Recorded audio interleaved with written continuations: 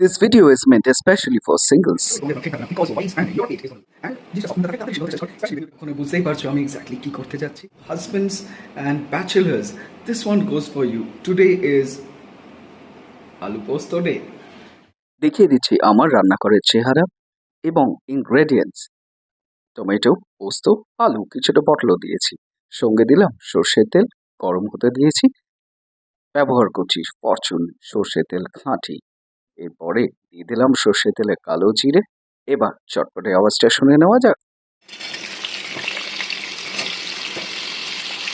মনে রাখতে হবে তেলটা গরম হলে পরেই কিন্তু আলু আর পটলটাকে দিয়ে একটা কাঁচা লঙ্কা দিয়ে একটু হলুদ, একটু চিনি এবং আমি কিছুটা টমেটো কুচি দিয়ে ফ্রাইতে দিয়ে দিয়েছি।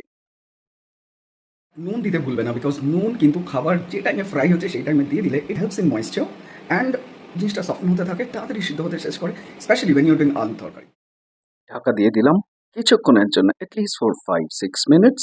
হালকার ওপরে আলুও সেদ্ধ হয়ে যাচ্ছে এবং তার সঙ্গে বাকি ইনগ্রেডিয়েন্টস তৈরি করে নিচ্ছি আমার পোস্ত আইটেমটা। পোস্তটাকে কিছুটা ভিজিয়ে রেখেছিলাম, দারুণ পেস্ট হয়েছে। হ্যাঁ, একটু থকথক হয়েছে, বাট বাকিটা আমি উষ্ণ গরম জল দিয়ে ঢেলে নিচ্ছি।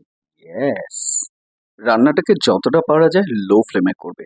একটু সর্ষের তেল আমি টপ আপ করলাম স্বাদ অনুসারে, এবং যখন কিছুটা হয়ে যাবে ঢাকাটাকে তুলে দারুণভাবে একটু নেড়ে নেবে। অ্যাডিং ধনেপাতা আমার সব থেকে সো ফেভারিট। এইটার পরে আশা করি তোমাদের কোনো খেট থাকবে না because your wives and your পেট is gonna love this for sure. Time now to plate it nicely, কারণ যার জন্য বানানো সে আসছে কাজ থেকে, সে তো এনজয় করে খাবেই অফকোর্স।